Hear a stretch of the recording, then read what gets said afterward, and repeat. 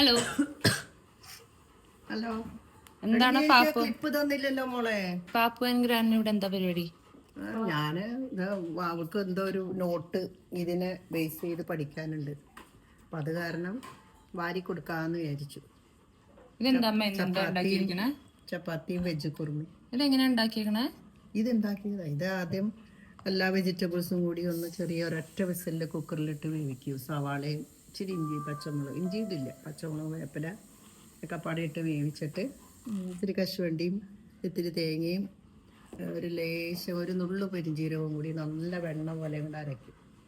എന്നിട്ട് ചട്ടിയിൽ കരയാമ്പൂ, പട്ട, ഏലക്കായ ഇതൊക്കെ വെച്ചിട്ട് രുചിയുണ്ടോ മോനെ?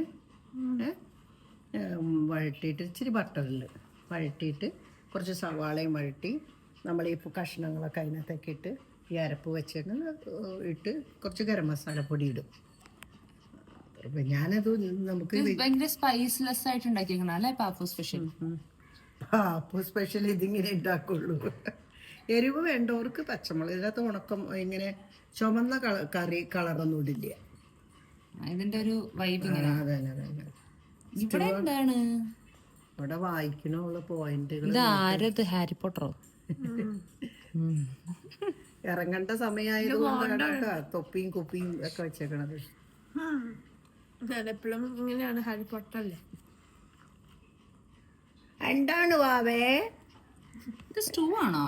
സ്റ്റൂ അല്ല, കുറുമ. കുറുമയാണോ? വെജ് കുറുമ. അപ്പൊ എന്നാ നിങ്ങൾ കഴിച്ചോട്ടോ.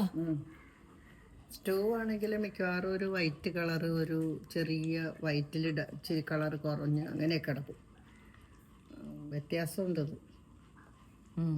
ഓക്കെ എന്നാ Pappu and grandma bye. Bye bye. Bye. Have a good day. Bye.